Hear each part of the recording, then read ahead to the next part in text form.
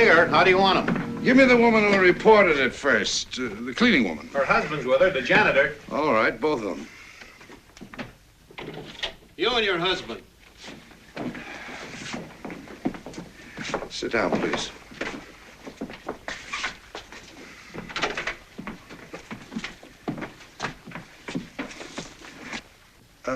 What was the man's name? Dr. Frank Peralta. Dr. Frank Peralta. All right, what happened? When I went in this morning to clean up, it was about 7:30. There he was, just laying there. You live at the same address, I believe, Mr. Benson. That's right, same floor. And you saw Dr. Peralta last night? Around 10 o'clock. He was coming in. I was going out. Was he alone? No, he had a young lady with him. You know the young lady? Never saw her before. Very pretty, very nice looking. Remember what she was wearing? Some kind of a blue suit, flowers in her hair. Gloves? No, I don't think so. But I don't remember exactly. They were going in up to his apartment, presumably. That's what I assumed, of course. And that was about 10 o'clock? Around 10. Think you'd know her if you saw her again? I think so. We met face to face. I see. What do you know about her, Mrs. Dietrichson? Well, I live in the apartment just under Dr. Peralta. About 10:35 last night, I heard this thud on the floor above my ceiling. How do you know the time so well? I just turned on the 10:30 news. I heard footsteps on the stairs outside, so I opened my door a bit and looked out. I was curious. Yes. I'm glad you were. What'd you see? A young woman, quite pretty, passed me and went out the front door. From Dr. Peralta's apartment? Well, I suppose so. But you didn't actually see her come out of his door. I'm not sure, but I don't think so. Do you think you'd recognize her again if you saw her? Oh, yes, I'm sure I would. I got a very good look at her. She passed under the light. I see. You're Dr. Peralta's secretary. I was. What do you know about any plans he had for last night? He had an engagement for dinner with a girl named Teresa Collins. You didn't care for Miss Collins, I take it. I know very little about her. But I couldn't believe that Dr. Peralta was in love with her. You mean he thought he was? Oh, sometimes he did, and sometimes he didn't. But she treated him so wickedly. She kept him in such a state. But he was going to propose to her last night, he said. Teresa Collins. Do you know where she lives? No. But I can tell you where she works. She runs a magazine stand in the lobby of the medical building, where Dr. Peralta's offices are. Were.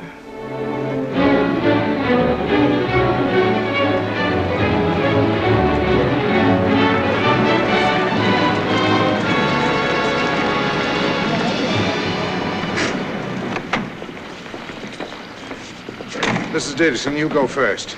Just look around, see if you see anybody you know. In the middle years, but not a bad little number at that. Keep your mind on what you're doing, will you?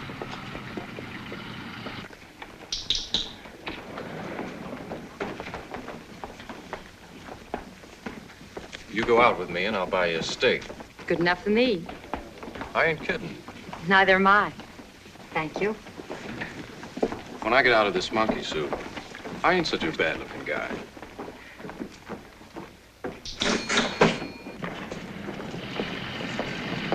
Benson, you go. That's the girl, all right, behind the counter. You sure of it? Well, pretty sure. Pretty sure. Won't you swear to it? I think so. Still, there's something. Yes, I'll swear to it. Well, I hope you'll remember that. Don't you remember me? Sure, if you want me to. I remember you all right.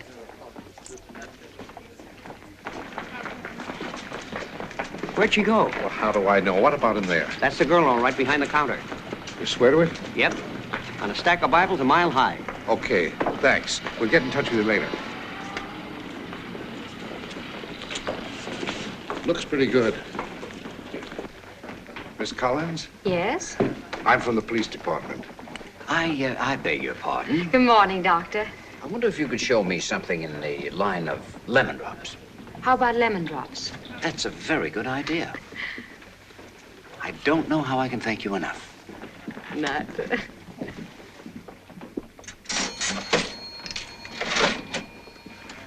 I'm sorry. Okay. I wonder if you'd mind telling me how you spent last night. Why? Do you mind? No, but, From about 8 o'clock on. What's it all about? Begin at 9. Will you tell me then? All right. I went for a walk in Jefferson Park. Alone? Yes. How long did that take you? Oh, I got home about 11:30, quarter of 12. For nearly 3 hours, you walked alone in the park? Well, not exactly. For about 2 hours, I was listening to the band concert. And then when it was over, I strolled down by the lake and sat listening to the singing over the water. Then I got chilly, so I went on home.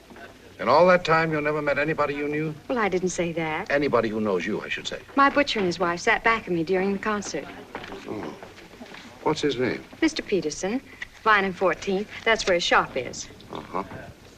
You speak to him? Oh, sure. We're old friends. I can check, remember. All right, check. Anyone else? Yes, the park policeman down by the lake. We talked for quite a while. You know his name and number? No, but we know each other. We've talked down there before at night. What's he? Some kind of sweetheart? Well, not till I get his name, anyway. Well, the truth is... And a boy named Nat, Nat DeGroot, walked home with me. Where did I find him? He works at the True Value shop at 15th and Vine. And he actually walked home with you? Go ask him if you don't believe me. I intend to. All right, now, what's this all about? Dr. Frank Peralta was murdered last night. Murdered? Stabbed to death, straight through the heart.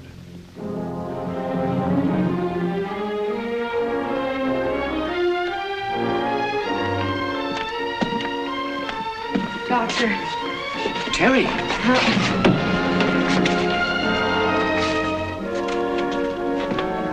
Terry, what happened?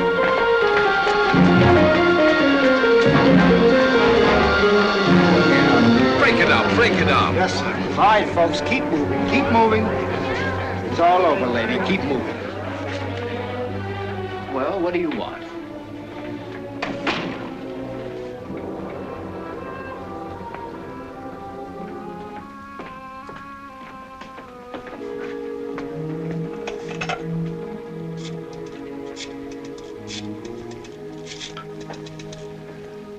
Hello, Frankie. Okay, she's all right now. A little shaky, but okay, the doctor says. All right, let her go. Are you kidding? Of course I'm not kidding. It's a free country, isn't it? You mean with 2 witnesses that saw her smack at the place? Against 3 who saw her smack away from it. 4 smacking miles away from it. I saw them. 3 solid, tax-paying, God-fearing citizens who know her and talked to her all over Jefferson Park last night. From 9 o'clock till 11:35. Well, what do you know about that? I don't get it. I just don't get it. Don't make any more sense to me than Chinese music.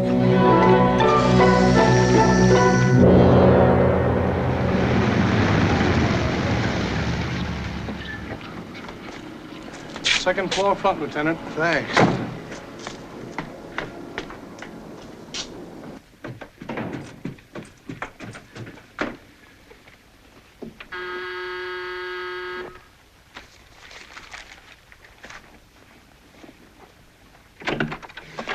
Can I come in? Certainly. Thanks. How you feeling now? All right, thanks. It sticks, you know. It sticks? The alibi. Oh, well, of course. It's the truth. That butcher now. He couldn't be in love with you. No. The cop might. Another guy, but not the butcher, I don't think. I don't think so either. Guys generally fall in love with you, don't they? Some. Peralta? He was a very dear friend. Very dear. Why'd you quarrel with him? The elevator boy heard you yesterday. It wasn't a quarrel. We just differed about something. Rusty never liked him. Jealous? You think Rusty might have killed him? Why? Well, he was in love with you too, wasn't he? For a policeman, you certainly spend a lot of time thinking about love. Yeah, I'm the romantic type. Thanks. You left-handed? Excuse me, is this visit social or professional? You gave the doctor his lemon drops with your right hand. I was born left-handed. Most of the things I've learned to do since I do right-handed. I didn't like being left-handed. The medical examiner figures he was stabbed right-handed. What am I supposed to say to that? I'm just waiting to see. If you don't mind. We'll break it, you know. This alibi. It may take time, but I'll figure it yet. For dough. If you don't mind, I'd like you to leave. I'm tired and I want to go to bed. You and your... Terry.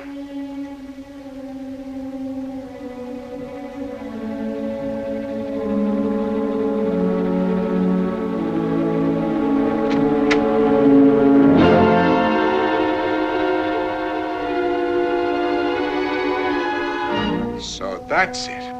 My sister, Ruth.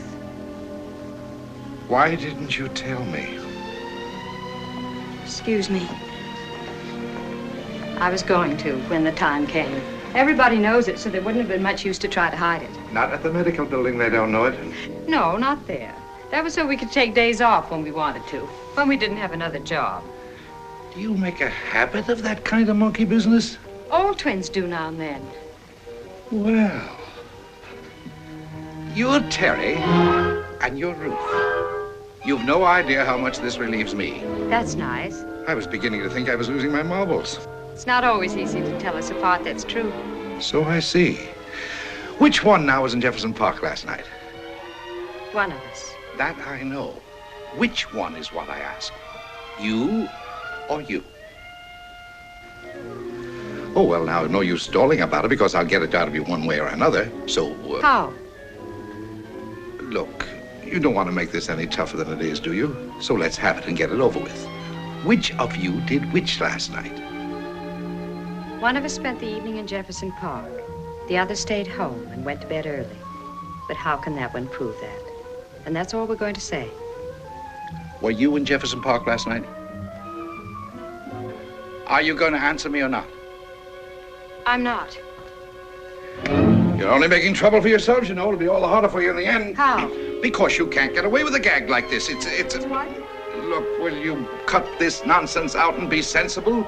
A man was murdered, you know. I'll give you one more chance now, and this time let's see if we can get somewhere. Which one of you stayed home here last night? One of us spent the evening in Jefferson Park, and the other... But what one did which is what I'm asking. Which one did which? Okay. I'll just have to run you both in. Are you allowed to play the field like that? What do you mean? Can you throw any number of people you want to into court and tell the judge to take his pick? I'm afraid you're going to look awfully funny explaining that even to a lawyer. What lawyer? The one that's coming straight to the police station if we're not here to answer the phone any time tonight. Pretty smart, aren't you? Not dumb. Well, listen to this. Did you ever hear of a little charge called obstructing justice?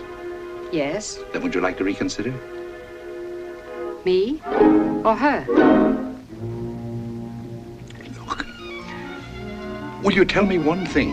One of us. Will you cut that out? Is there no way at all of telling you two girls apart? We're identical. I thought I told you that.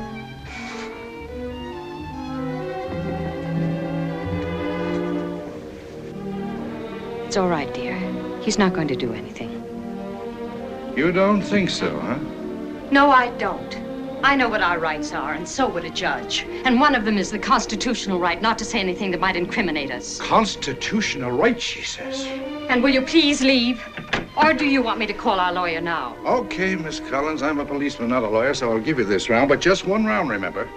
So don't try to duck out or anything like that, because we're going to unravel this thing yet. The law's never been licked yet by one of these Rube Goldberg defenses, and it's not going to start with this one. And bring a warrant next time you come, with a name already written in. Say, what did you do? Did you read up on this before you did it? Never mind telling me. I don't want to hear it.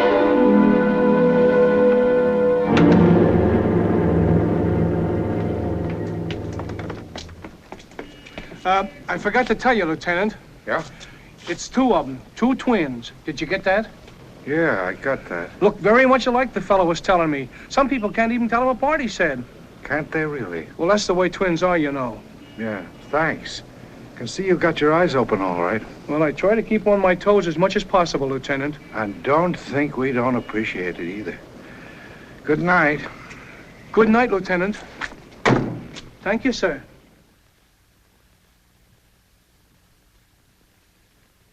It's no use. There isn't even a piece of print on this handle. Gloves? Could be. You know, there ought to be a state law against the sale of gloves to murderers. You know what they do in the old days. That's no good. Ladies bruise too easy. Get me Judge Hill. Yes.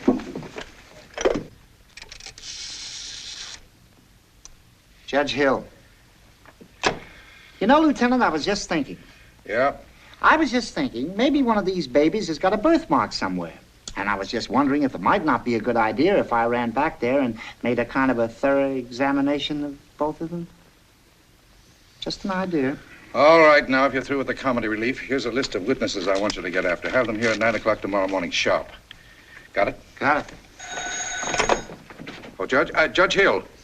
Lieutenant Stevenson, Detective Bureau. I want a couple of warrants for Ruth Collins and Teresa Collins. That's right. Charge suspicion of murder. Yes, sir, both of them. What? I'm going to hang numbers on their backs like football players.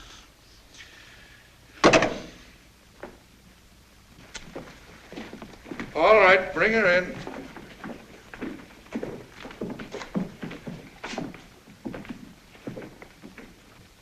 Where do you live, Collins? 492 Kendale Avenue. Have you ever been arrested before? No. Turn around. That's her, all right. No question in the world. Bring her in. Know her in a million. Came to me face to face. Your name, Teresa Collins? It is. You two girls are held on suspicion of murder. What have you got to say for yourselves? Neither one of us intends to say anything until we've talked to a lawyer.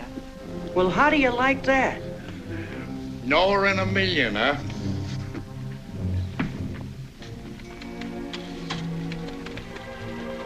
What do you think, Doc? Really? No idea, Rusty. It's hard to believe she could have done such a thing. Oh, she didn't. I know she didn't. Those guys are crazy. You better have a lemon drop. Good for the nerves. Send them in. Will you go in, please? Well, they're not going to get me to say one word against her. I can tell you that right now. I knew her too well.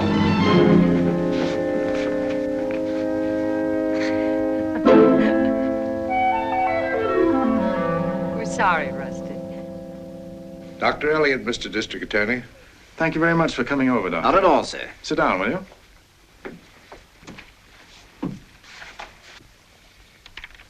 I don't think this is going to take us very long, Rusty. You told Lieutenant Stevenson that you saw Dr. Peralta and the girl at the magazine stand talking and apparently arguing on the morning of the day Dr. Peralta was killed. That right? Yes, sir. Can you tell me which girl that was? No, sir. You're sure of that? Well, I didn't know that there were two of them. Quite a coincidence, Doctor. Quite. Scott Elliott, psychologist, B.A., M.D., and Ph.D., author of Twins, A Clinical Study, Mental Traits of Identical Twins, Twins and Siblings, all published by the State University Press. Your own particular field, in fact. Well, I have devoted quite some time and study to the subject.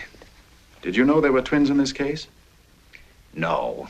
One at a time, twins look a good deal like singletons.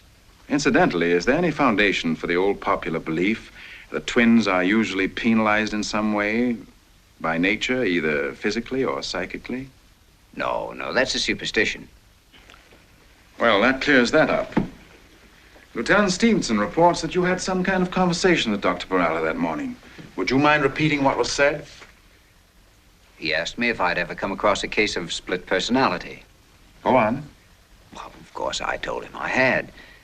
Then he asked if there was ever any danger in such a case. He used the word danger. Yes. Or if I thought all that kind of thing was exaggerated. To which you replied? I told him I couldn't say. Well, I couldn't answer him with a generality when it was obvious he had something specific in mind. Then he said something, I had a battle with her this morning and I'm seeing her tonight. It's rather important. And we separated. Seeing whom tonight? Miss Collins, I supposed. Which one? I have no idea. Well, then, can you tell me now which one of these girls was behind the counter that morning? No. That's all. Thank you very much, ladies and gentlemen, for helping us out here this morning. Thank you. Thank you. Take the girls outside for a moment.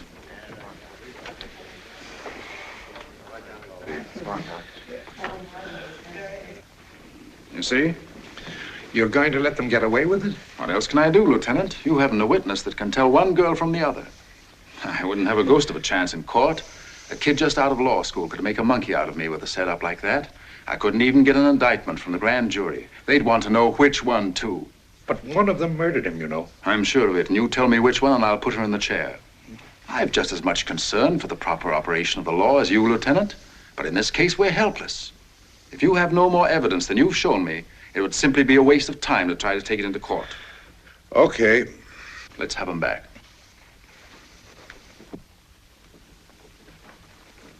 Come in.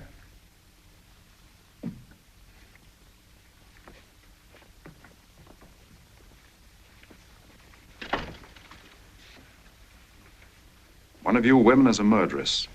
You've killed a man in cold blood. The other is an accomplice.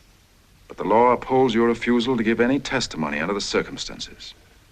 It also forbids the indiscriminate prosecution of more than one person in order to make sure of one guilty one. This protection now enables you to become parties to an outrageous and shameful miscarriage of justice. I have no words adequate to express my contempt and abhorrence for both of you. Now get out. We're free? You're free.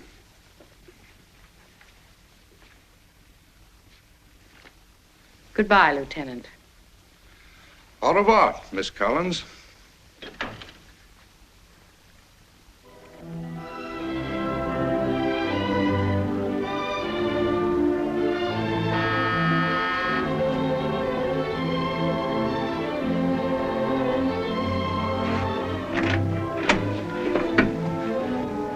Remember me? Stevenson. Of course, Lieutenant. Come on in. Sorry, Snooky. I don't mind ordinary music. It's the wonderful stuff that bores me. That's snobbish, you know. Well, this is an ordinary place. Where are the gimmicks? Gimmicks? Don't you witch doctors treat people with tinker toys? Oh, they're in the laboratory at the university. What about that office you keep at the medical building? Just a convenient place to get case histories. I don't practice, really. Will you have a lemon drop? No, thanks. Sit down. Thank you. Ever given any thought to this twin case? I supposed you'd given that one up. No. Not me. Not me personally. This is on my own time. You don't look ambitious. It's not ambition. I'm just peculiar. I don't like a perfect crime, not even in books. I don't like to think things are organized that way so somebody can beat a square rep. Yes, I've thought about it. I rather like those girls. Oh, one of them, anyway. She seemed very nice. You don't know which one? No, I'm afraid not. I never had a chance to talk to them together. You think you'd know if you did? I imagine so. You couldn't tell that day in the DA's office, could you? No. You see, the whole thing just burns me to a crisp. Why? How do you know somebody else didn't do it? I don't. In the meantime, I'll play along with the twins, at least one of them. Do you realize, Doc, that one of those girls could knock that guy off in the corner of Broad and Main with 50 witnesses, and we still couldn't hang it on her? Oh, I guess not. I could be in that room myself and see her plant that knife with my own eyes. And do you know I couldn't make it stick unless I grabbed her by the wrist and held onto her until I had her in solitary? I just can't bear it, I tell you. I can't bear it. So? First, tell me this. You're a twin expert. Do you know anything whatever about those two dames that would give me a chance to begin to work? Well, sure. What? The crime. The crime? Well, of course. You don't suppose just anyone could commit a murder, do you? You're going to have to be very patient with me. Just what do you mean by that? Character, personality. Not even nature can duplicate character, even in twins. I interviewed a pair of twins one time so alike that dogs got mixed up about them. Once living 1,000 miles apart, they both got toothaches in the same tooth, and each one had that tooth pulled out. Do you know why they were living that far apart? Why? Because one was lecturing at a big Eastern university, and the other was serving a stretch in Leavenworth. Different characters. I see. Well, it's the same here, I should say. If you're right about these girls, one couldn't commit murder, and, well, that's all there is to it. Yeah, that's all there is to it. Constitutional rights. Oh, well, another thing. You often interview twins? Often, but not for the police. What about the one you've liked? What about her? Suppose she's innocent. There's no particular reason to believe she's in any danger, if that's what you mean. Living with a killer? It's really not my business, that kind of thing. If one of them kills that way with a knife, don't you think there's a chance she'd kill again her sister if she ever became nervous about it? Doubt about it. I'll never ask you the name or proof. Well, I'll bet not. I swear it on anything you say. Someday you call me and say you found the answer and I'll be satisfied. Why? I've already told you, because then I'll know there's still no such thing as a perfect crime. The system worked. You still can't beat a square rap.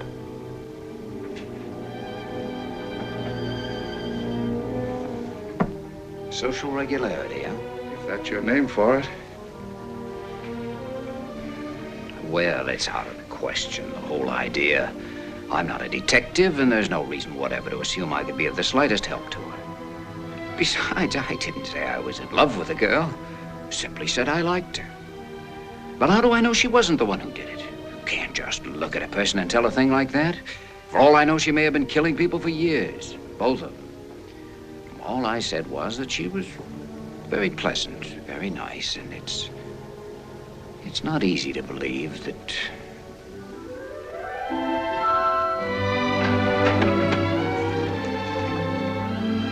Why, Mr. Lemon Drops. Well, it couldn't be anybody but Terry. How are you, Doc? Glad to see you. Thanks. You two over here. Thanks. Still chomping on that cast iron candy. I've told you before, I don't chomp them. I wear them down. Well, no wonder I never got it. Didn't you really? An expert like you? Nope. Obviously, you were both wonderful. Oh, I'd almost forgotten there was such a thing as kidding. Things haven't been so good, eh? Not so good. You saw the papers, those pictures? We're celebrities now. No work, you mean? One look at our face and they don't forget, not in this town. It's a little rugged. Well, you can't blame him. You saw what the district attorney said. I wish you wouldn't say things like that. Well, he knows. He must have read the papers. Everybody else did. I know, but... Well, then maybe my idea, that is the real reason why I'm here, maybe is some good to you as well as me. How do you mean? Well, I'd like to add you two to my collection of twins. Well, I'm the old twin student, remember? And I'd like very much to add you girls to it. Well, I pay you something. Of course, not much, but it'll only be an hour or so each day at your own convenience. We did that once when we were kids in Chicago. Well, then you know generally what it is. Physical, verbal, psychological, the standard stuff. Are you quite sure you're not doing this for the police? I was gathering data on twins before I ever met a policeman. I was doing it long before I laid eyes on either of you girls. It's been my main preoccupation in research for years. And I'll probably still be doing it after you're both married and settled down with twins of your own. Which you're very likely to have, you know. What exactly is your purpose in this? The purpose of all research, to learn as much as possible about the subject. In this case, to add to my knowledge of identical twins. And you'd pay us? $25 a week, a piece. Well, that's the customary allowance, and for that, I'd expect you to come to the laboratory at least 3 times a week, separately, for not more than 2 hours anyway on each visit. What do you think? I don't think we're interested. I don't like the idea of being a guinea pig. Well, I don't want to press you if you're afraid in any way. We have nothing to be afraid of, Doctor. Nothing but snoopers. Well, in that case, there's nothing more to be said. I'm sorry if I've given that impression, and I apologize. I'm sorry, too. I think we should do it. I don't think Dr. Elliott's a snooper, and I know of no other reason why we shouldn't, and we could certainly use the money. You don't mind being asked a lot of personal questions? Why should I? Or why should you? If it's for a good purpose. I think we should do it. Because there's no reason for us to fear it, because we do need the money, and because, well, we've always liked Dr. Elliot. Both of us. Well, then let's leave it like this. Talk it over between yourselves and call me. I hope you can see things Terry's way, but if you can't, I'll understand and no harm done. Goodbye now. Goodbye. Goodbye, Terry. I hope I'll be seeing you both soon. Goodbye, Doctor. We'll call you. Please do.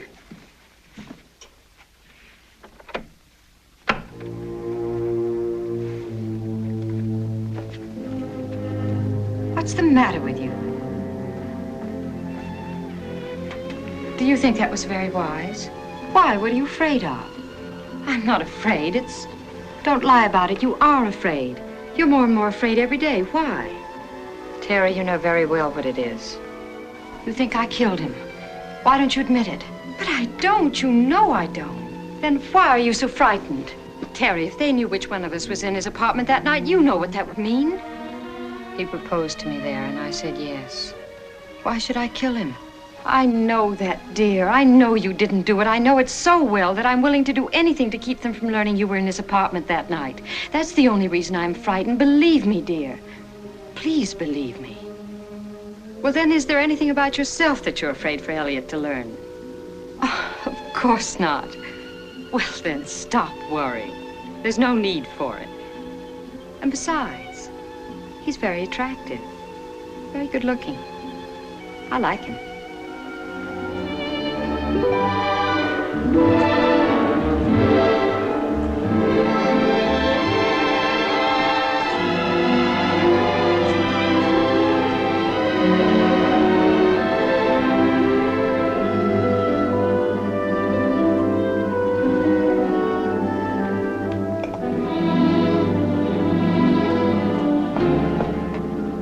You don't think we could fool you now?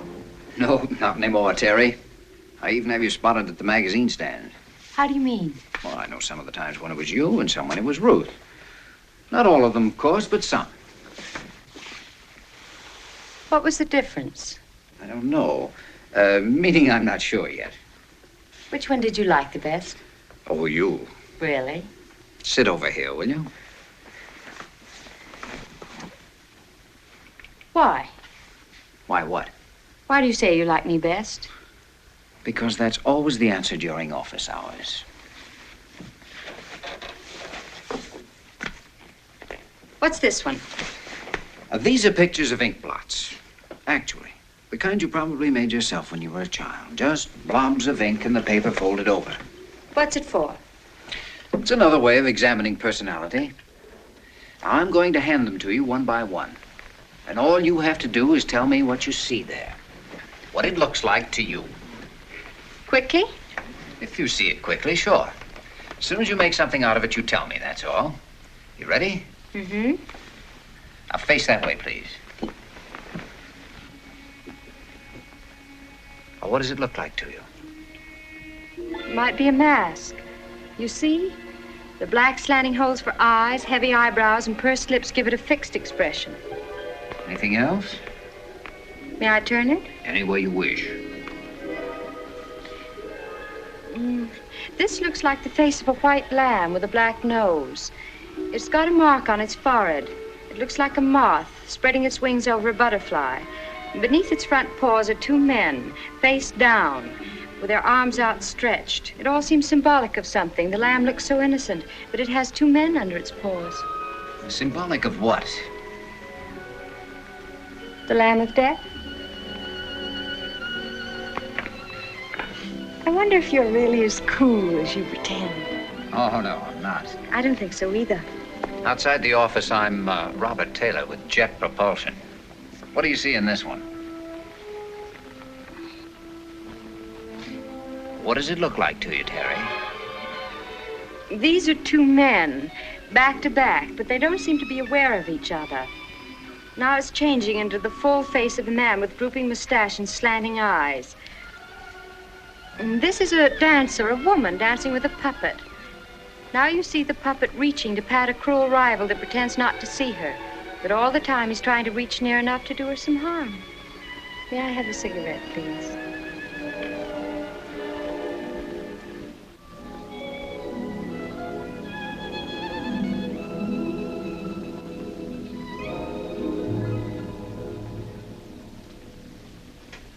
By the way, why'd you leave Nebraska, Ruth? Well, we've been living on this farm for about a year, and the farmer's wife wanted to adopt me legally. The doctor said she couldn't have any children, but they could only afford to adopt one of us. Why'd they pick you instead of Terry, do you know?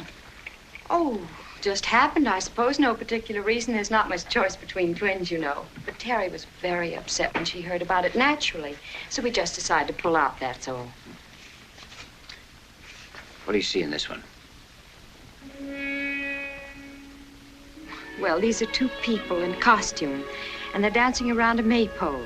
And they're bending over because they've just about wound up the ribbons. Is that what you want? That's it. Anything else? Turn it if you wish.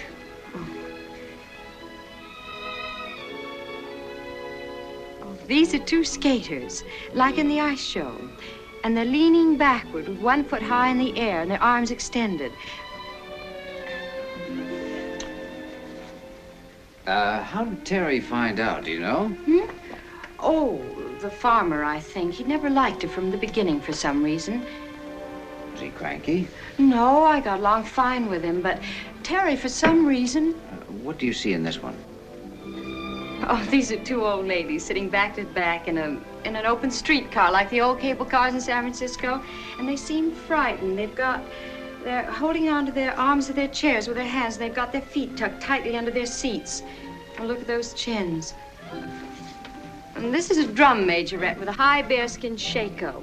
And she's very straight and graceful, light-footed, and she's got her knee high in the air. Thank you very much. Hello? Well, it's about time. Sorry I'm late. What'd you do, go through town? No. Scott and I just got to talking. Talking? After that ink blot stuff. Who do you suppose ever thought that one up? Talking about what? Oh, just gabbing. Chicago, movies, when we were kids. Not about us. No, mostly about himself. He was really awfully funny about when he went to school. He must have been. He was, really. Once he drops that office act, he's really an awful lot of fun. The way he used to be around the cigar stand, remember? Is that his line, down memory lane? I don't think it was a line. He just seemed to want to talk, that's all.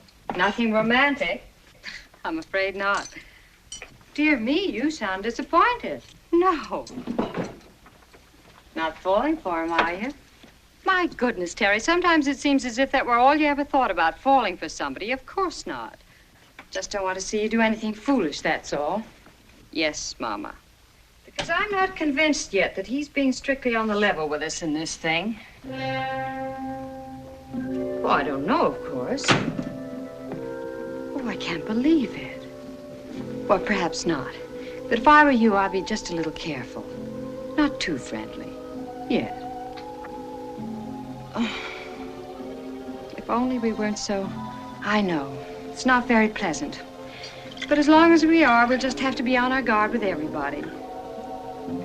Particularly him.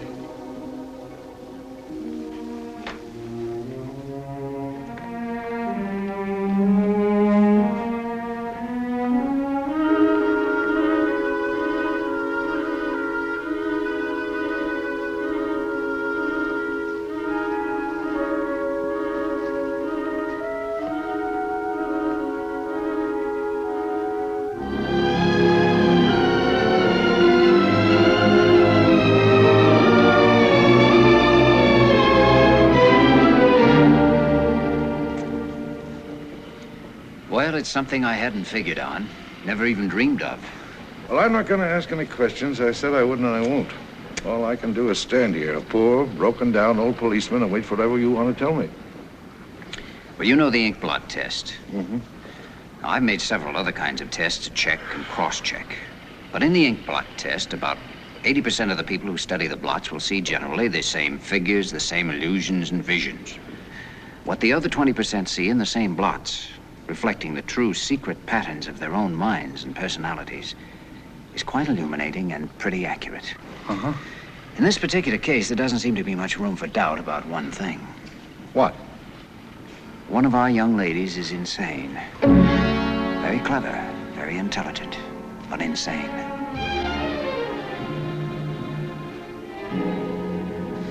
Now, this one's called a free association test. And it's so simple that even I understand what I'm doing. Look, if all this is to find out which of us is the smarter, I can save you a lot of time. It's Terry. Is that official?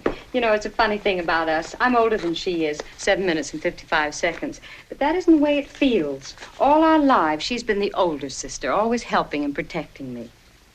Sit over there, please. And like a mother, too, actually, because we've been orphans since we were 10.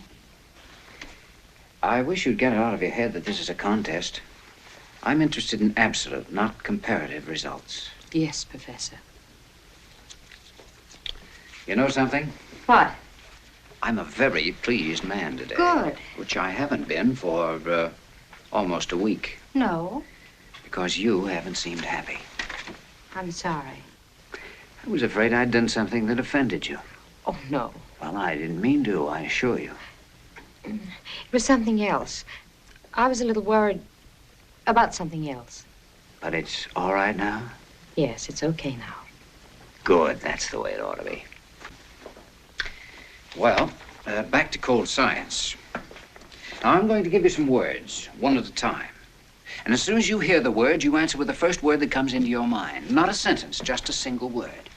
And answer as quickly as you can. That's the important part of it. Speed. You ready? Mm-hmm. Table. Chair. You ready? Dark. Night. Moon. Beans. Knife. Scissors. White. Black. Mirror. Death.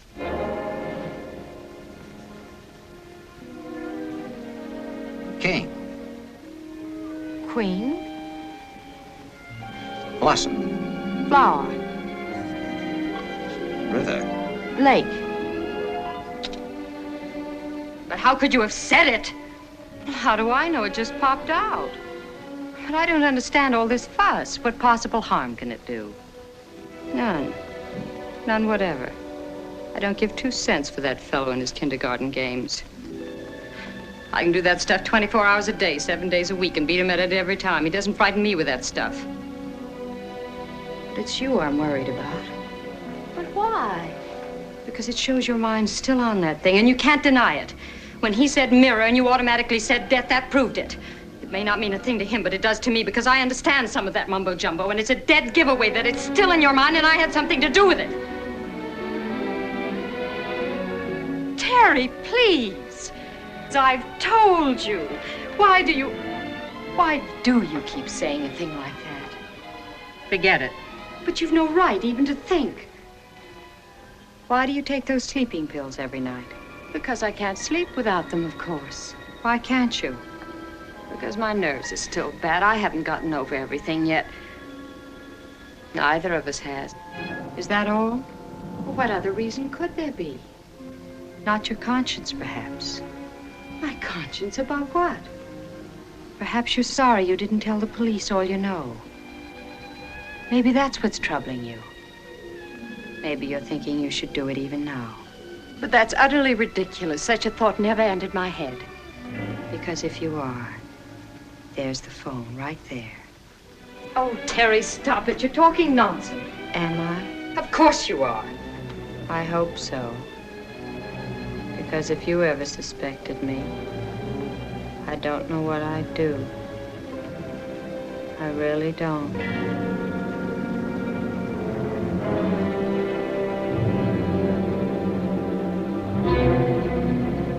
Table.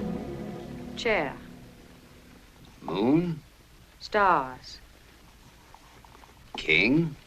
Queen. Death. Mirror. Girl. Woman. Black. White. Rose. Thorn.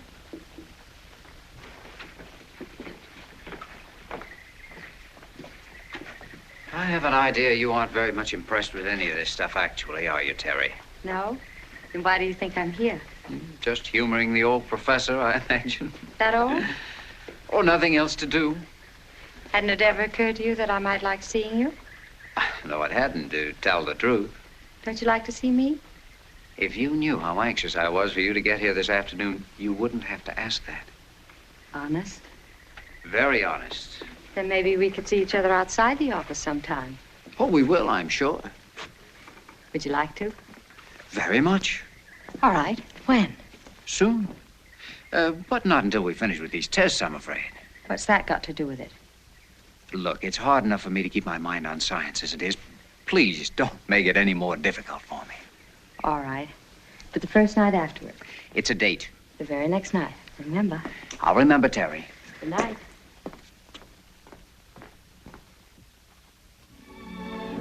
I was really crazy about that boy, but Terry simply couldn't stand him. She insisted he wasn't on the level, and that's the way it turned out. He wasn't. How'd you find out? He dated her one night, and she told me. Terry's turned in, I guess. How many men have you been crazy about? Oh, that was just kid stuff. We were about 16 then, I think. Oh, this autobiography I'm giving you. Is this for science, too? No. No, this is personal.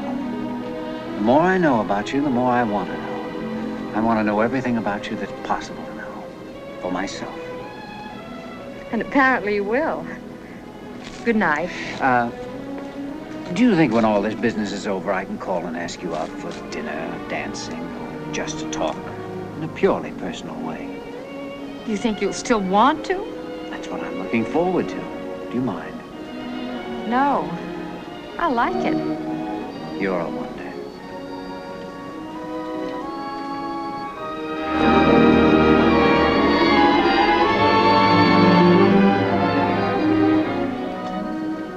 Good night.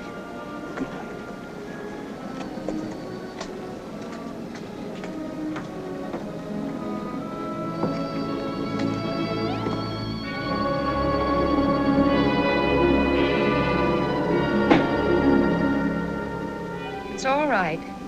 I'm not asleep. Don't turn on the light.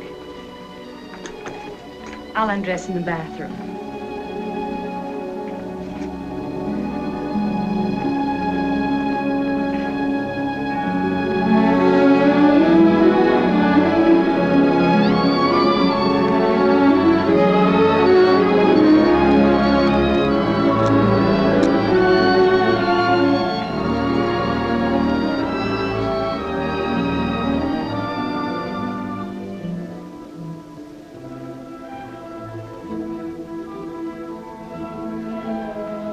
You taking a sleeping pill tonight?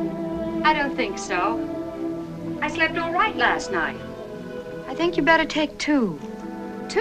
What on earth for? Well, if you take 2, maybe you won't be so troubled in your sleep. You mean I talk? Talk? Cry? You scare me half to death sometimes. Good heavens. Dreaming, I suppose. No. You don't remember what you dreamed? Well, I don't remember even dreaming recently. You don't remember my waking you last night when you were sobbing? No. No, what you said to me? No, what'd I say? Such big, deep sobs, as if you were terrified, as if you were seeing something so dreadful you couldn't bear to face it. You don't remember what it was? I don't remember anything about it at all. But I thought you wakened. No. Pretty harrowing for a few minutes. I can't imagine what it was to frighten me so. Has it happened before? A few times. One night you were rather gay for a change. Quite gay, in fact. Seems to have been something about Scott. Oh, dear. You think quite a lot of him, don't you? I do like him, but... Does he like you? Oh, some, I imagine. Ever say anything? You know, nothing serious. Just casual things. Ever kiss you? Uh-uh. He may be just trying to pump you, you know. Oh, I don't think so.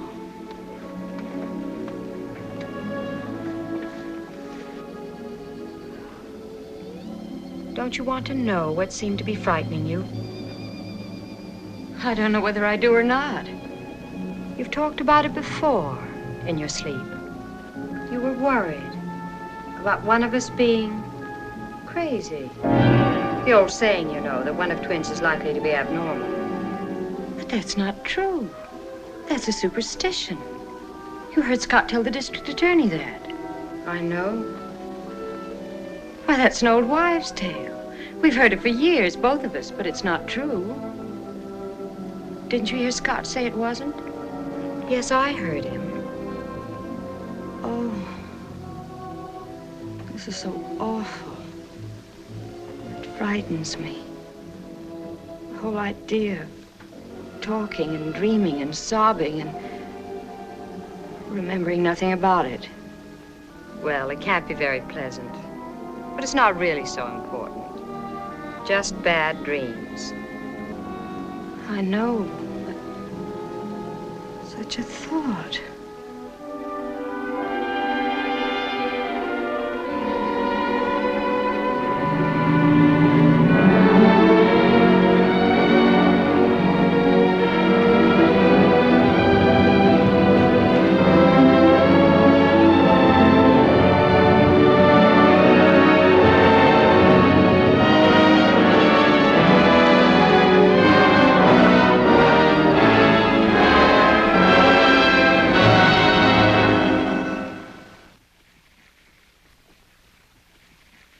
What's this one? Blood pressure, Terry, and pulse while we're talking. You mean a lie detector? That's the easy name for it. Do you mind? Why should I? What do you want me to talk about? I'll let you know when we're ready. How much more of this stuff have we got? Winding up this week. Friday afternoon, and that's that. The whole thing? The work's complete. Then Saturday night's the night. Night? If you tell me you've forgotten.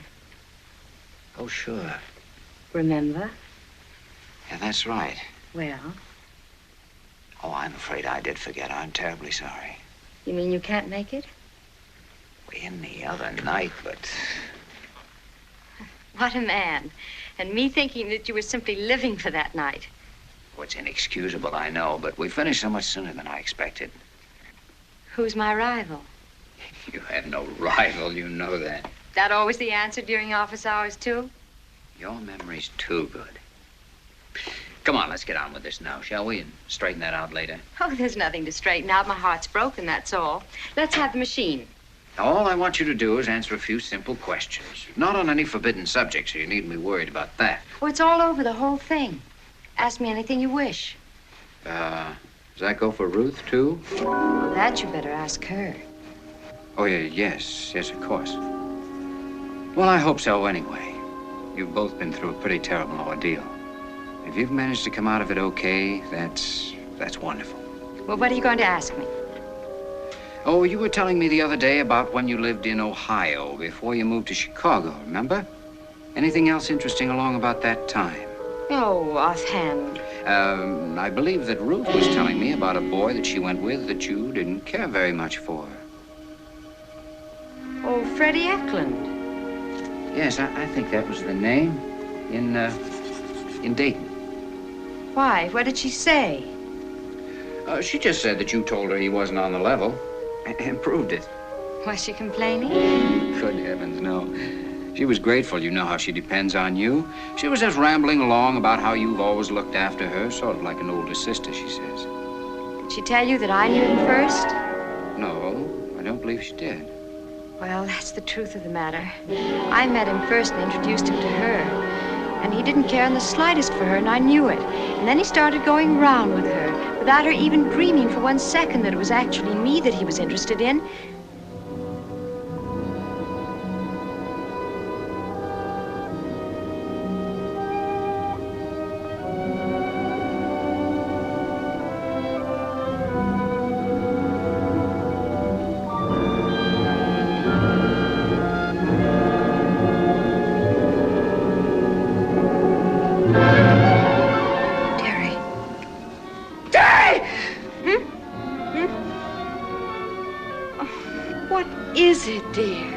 Again.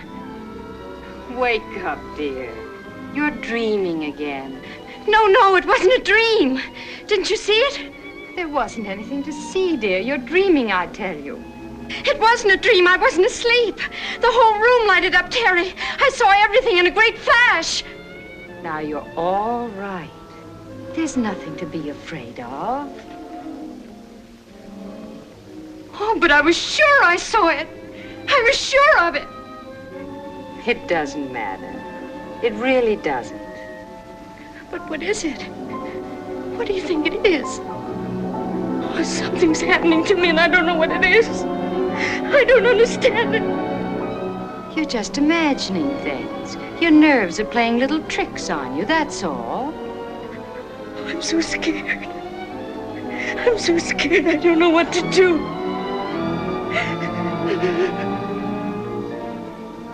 It's nothing, really.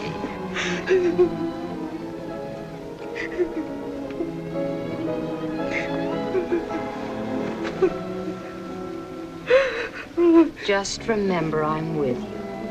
And I'm always going to be with you. No matter what happens.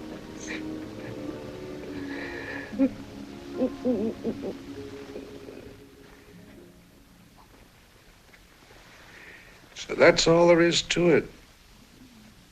Yes, that's all there is, I'm afraid. I didn't promise you a great deal more, remember? All I can say positively is that Ruth didn't do it. She simply isn't capable of that sort of thing. That I know. That does narrow it down a bit, though. Terry's a paranoic. Paranoic has no more conscience, no more sense of right and wrong than a 2-year-old. Paranoic's capable of anything. That's something, but not much. You can't run loonies until they've done something, broken some kind of law. If their families don't see fit to commit them, you just have to wait till somebody's set on fire. Unfortunately. Pretty tough on Ruth. You gotta tell her, aren't you? I suppose so, but it's not going to be easy. Apparently, she hasn't the ghost of a suspicion. No? What about that double alibi? She could be tricked. Terry could trick her. Well, much obliged anyway, Doc. Yeah, sorry I couldn't have been more help to you, Lieutenant. Good night, Sergeant. Good night, Doc. You gonna see Ruth again soon? I expect to. Tell her, right away, no matter how hard it is. I will. Because it's 6 to an even, you know. The other one's gonna pop off again before it's over. It's quite possible. It's better than that, and watch out for yourself, too. Oh, I don't think I figure very seriously in her calculations. She didn't mind these tests. They were just another challenge to her. Another opportunity to show the world what contempt she has for it. That was the first tip-off I got on her. Thought you said there was no pattern to a psychotic's calculations. Well, it's... Don't be too modest, Doc. All right. I'll tell her. When? Tonight. Tonight, if I can. Good night. Good night. You know, it might help if Terry came out and spit on the sidewalk or something. Then we could pick her up. If I was that young man, I'd feel a trifle nervous. Yeah, why? Because from the way he tells it, whether he knows it or not, he looks very much to me like the new Peralta. Target for the night, huh? Uh-huh. That's the way it is, you know.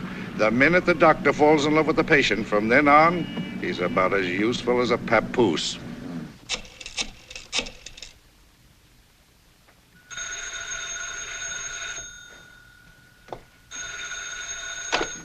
Hello?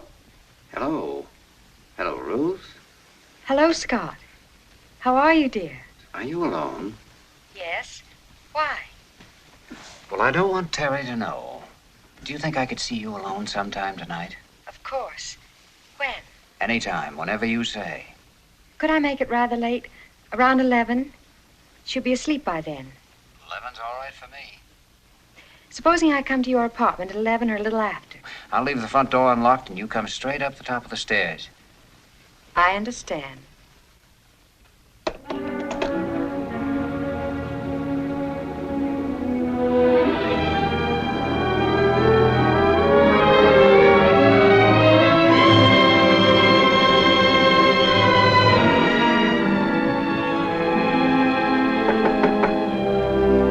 Come in.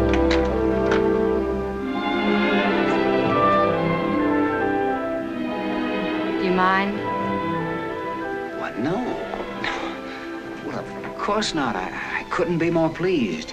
Well, you know very well there's no one in the whole world I'd rather see walk in that door. I saw your light. I've been walking, and I thought perhaps if you weren't busy for a little while. No, I was just wondering what to do next. Not that it's anything important. Feeling depressed? I guess so. Something like that. Look, have you had your dinner? Then what do you say? Instead of having dinner with me tomorrow night, how about having it with me tonight and tomorrow night? Oh, I didn't mean... And as many other nights as you can spare, too. But tonight, my dear, I think we should have it with music.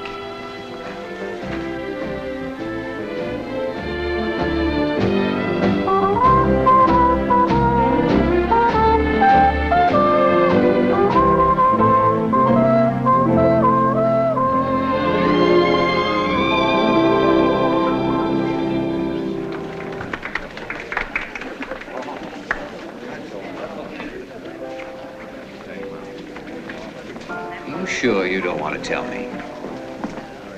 What causes hallucinations? Hallucinations? Things you imagine you see or hear. What causes them? Bad nerves. Just nerves? Or a sick mind.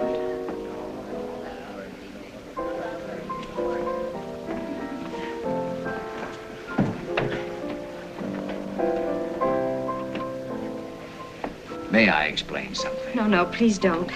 I think I'd like to go home now. Would you get my bag and gloves? I'll wait for you here, and we'll go out this way. Of course, dear. I'll be right back.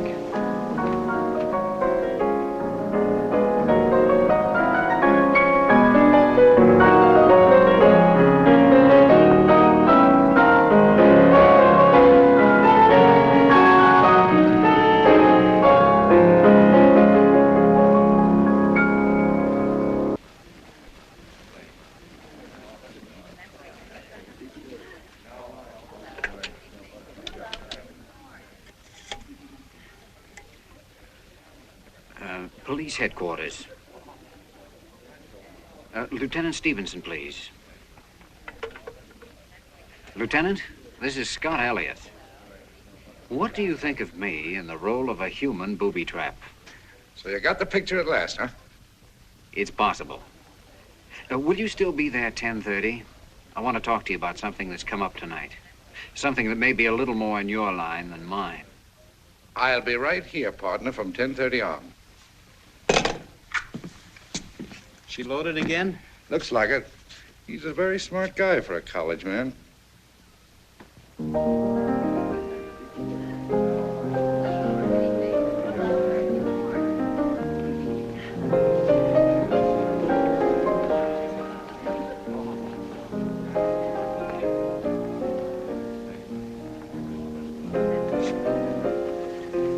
ready? Thanks. Oh, come on. You can do better than that.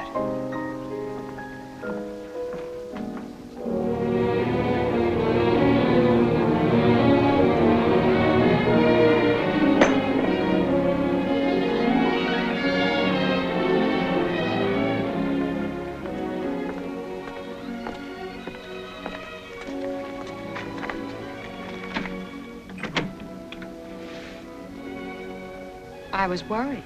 Where did you go? Walk. With Scott? No.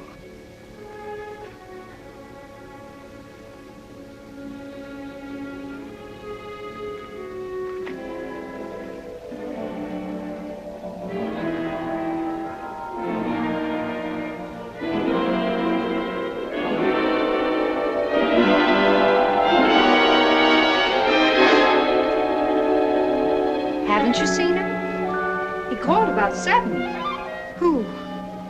Scott. I told you I haven't seen him. You just come in. Now I'm just going out to dance.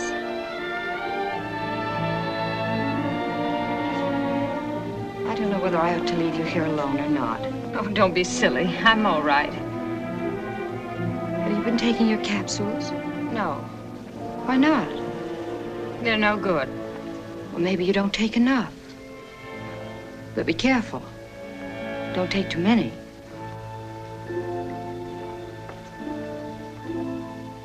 Look, darling. Try not to worry so much. No matter what happens, they can't do a thing without my consent. And I'll never in the world give that, believe me. I know, dear. So don't be too scared. We'll never be separated.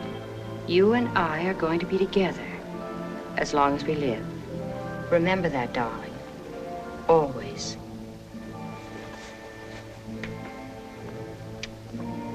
Good night, dear. I won't stay out too late. Goodbye.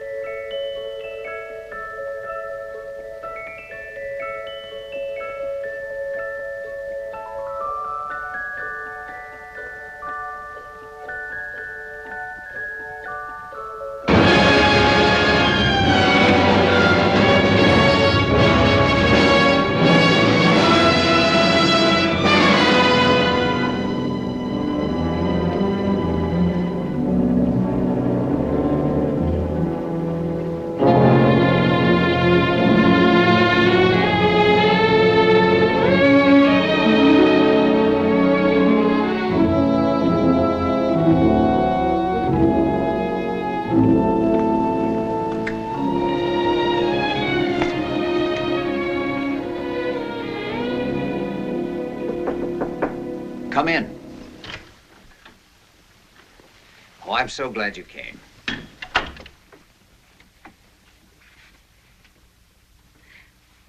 Oh, I wondered about how you lived.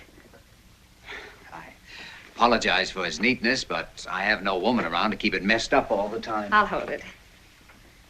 Could I get you something to drink? No, thanks. I hope I didn't alarm you with all that urgency and mystery. No, I was just puzzled that you felt you had to have some excuse. I'd have come anyway.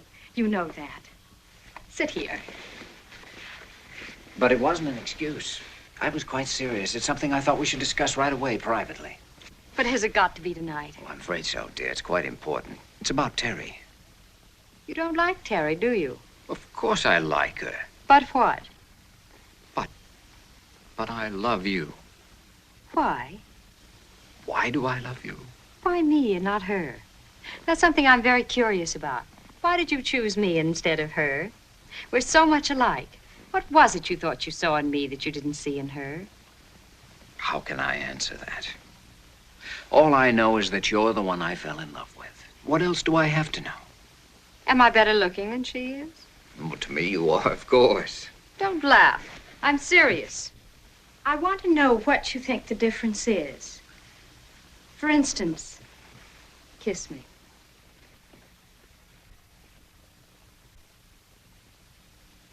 Now, do you really believe you could tell that from one of Terry's? Or my lips from hers? I think so. Have you ever kissed Terry? No. Well, then how could you possibly know? How could you even say such a thing? I'm not sure, but I think I'd know in my heart. Would you really? I think so. Well, of course, I don't believe it for a second. But I wanted to ask you anyway because, well, after all, it's Terry they usually go for. She's the one that really sends them. But that's not true. Well, of course it's true. Terry's a smart one. I've told you that before. No, they don't go for her. That's the trouble with her. That's what I wanted to talk to you about. Well, I'm afraid I don't know what you mean. Well, it's not an easy thing to tell you, but I feel that I should. Terry's, she's not well. She's sick, inside, and she needs help from you and from me, if possible. Sick? How? She's twisted inside. How it got started, I don't know. Some incident when you were babies, I imagine, that you've both forgotten. But there's a natural, strong rivalry between sisters. And ever since that incident, whatever it was, it's grown more and more bitter in her until now it's abnormal. And she needs care and attention right away. Terry and I have never been rivals. Never. Not in the slightest. All women are rivals fundamentally. But it never bothers them because they automatically discount the successes of others and alibi their own failures on the grounds of circumstances. Luck, they say. But between sisters, it's a little more serious. The circumstances are generally about the same, so they have fewer excuses with which to comfort themselves. That's why sisters can hate each other with such terrifying intensity. As for twins, especially identical twins, well, you must have some idea yourself what agonies of jealousy are possible.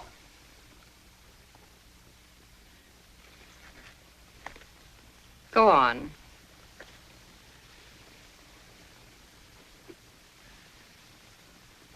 People, men particularly, find it easy enough to like you. You're natural and normal. By the grace of God, you've managed to escape that poison of rivalry and jealousy. But not she. In spite of the truth of what you say, that actually on the surface there's really so little to choose between you. That is, of course, a lie. I'm sorry, my dear, but it isn't. It's the whole history of her case, by her word as well as yours. Well, that boy in Dayton, remember? And the lawyer in Chicago. And that family that wanted to adopt you, but not her. It's the same story over and over and over again. Whichever they met first, it was you they preferred in the end. I've never listened to such utter nonsense in all my life. And I called you tonight because I want you to talk to her about this. I want you, as the one nearest and dearest to her, to persuade her to go to her doctor and put herself under his care. And I want you to get her to do this at once. And if I refuse to insult her with such incredible rot... But you mustn't. I can't tell you how important it is that she get this care immediately. And if she refuses? If you refuse, Terry, I'm afraid I'll have to tell who killed Frank Peralta and why.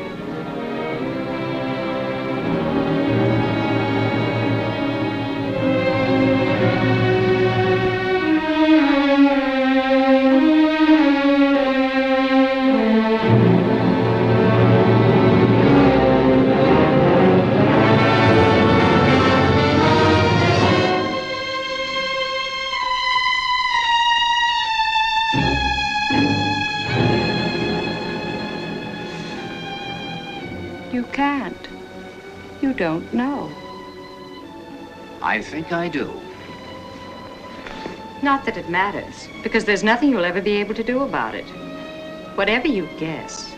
Shall I remind you anyway? If you wish. Peralta was killed because the same thing happened to you again. It was Ruth he really loved, without even knowing she existed. Oh, it was you he courted, took to dinner, the movies, and the dance, finally asked to marry him. He didn't know there were twins. All he knew was that every now and then the girl at the counter brought him a warmth that he missed at other times. That's what puzzled him. That's why he asked me about a split personality. Nor do I think you were aware of all this until that night in his apartment when he spoke of his curious difference in you from time to time. Then you knew it had happened again. It was Ruth he was in love with, not you. So you made sure that if you couldn't have his love, neither should Ruth. Who else have you told this to?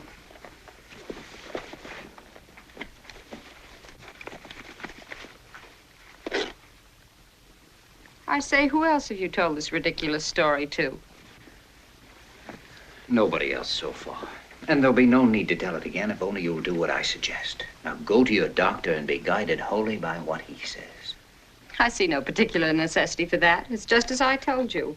There's nothing whatever you can do about it, no matter how strongly you feel. You don't think so? No, I'm afraid you've just been wasting your time. But haven't you forgotten Ruth? Not at all. Well, you must have, because I can assure you she won't take this ridiculous story so lightly. I don't suppose so. She's been behaving so strangely lately that I wouldn't put anything past her. But I doubt if anybody would take seriously the word of a girl who suffers from hallucinations. Or hasn't she told you? Just a minute. What do you mean by that? Where's Ruth now? Look. Are you so sure you know which one you've kissed? Of course I am. Look closely. Are you certain?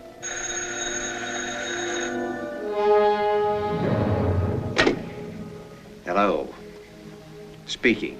Have you still got that Terry there with you?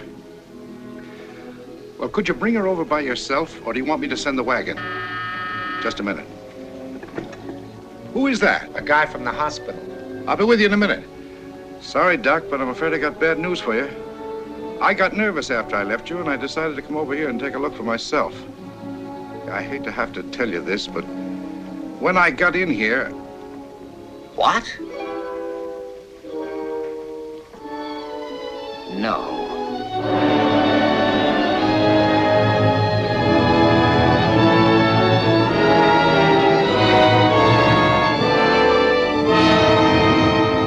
All right, Stevenson. I'll be right over.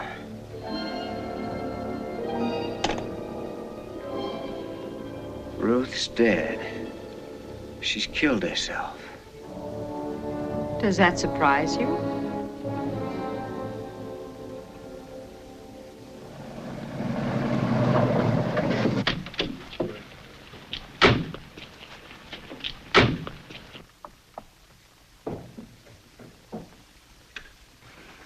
I'm terribly sorry, Doc, but Oh, I'm terribly sorry, Miss Collins.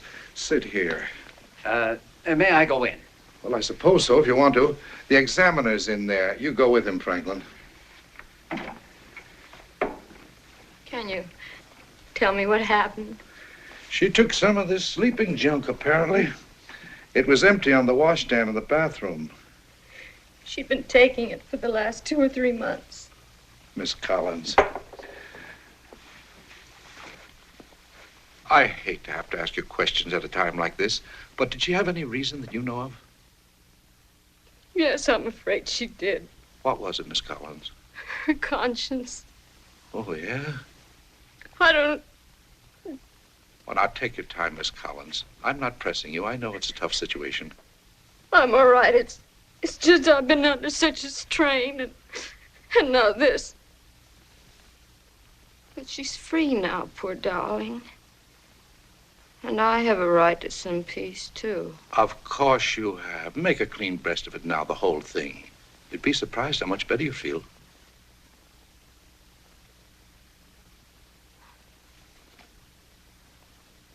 She killed him. She killed him? She said she didn't, but I know she did. I believed her at first.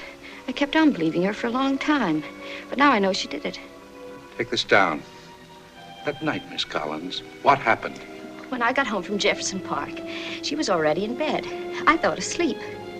Then when it all came out, she got me to promise not to say anything, because she knew I knew she'd been out with him. You believed her then? Yes, but there was something the matter with Terry. She was sick inside. She was twisted. You mean Ruth? No, Terry. I'm Ruth. It was a kind of deep bitterness. Wait a minute. I thought you were Terry. No, I'm talking about Terry. I'm Ruth. But didn't you... Didn't I what? Nothing. I'm just a little... Go on. Well, then Scott found out about it. Something in those tests. And he told me tonight. He told me she was not right. She was sick inside with jealousy. That's why she killed him, Scott says. He didn't know there were 2 others. All he knew was... Just a minute. What are you trying to pull? I'm just telling him what you told me, dear. Just about what you told me, remember?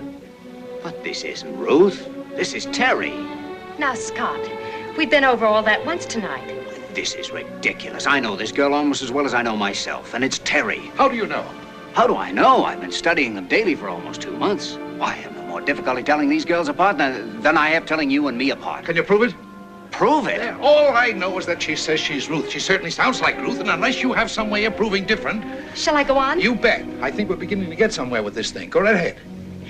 Well, the tests only showed what I'd known for a long time, that she hated me from the bottom of her heart, because men found it easy enough to like me, but not her. It was the same story over and over and over again, whichever they met first.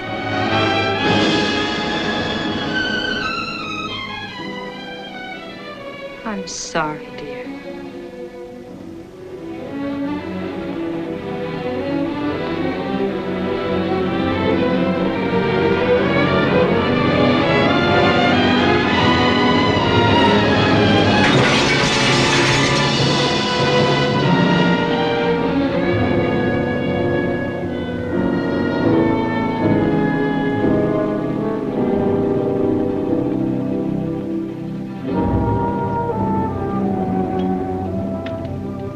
Not sore, are you, Doc? Of course not. The reason I didn't explain to you what I was going to do, I didn't know myself till I got here.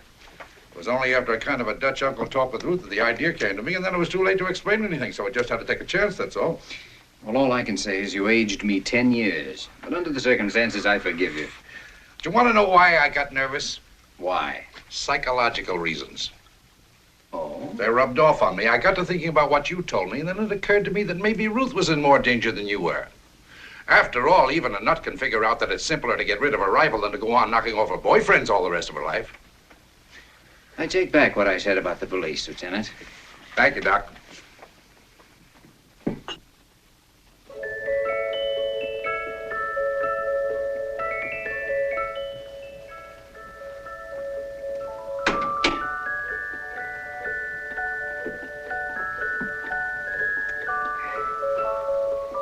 Fourth floor, Novelty Department, 975, this week only.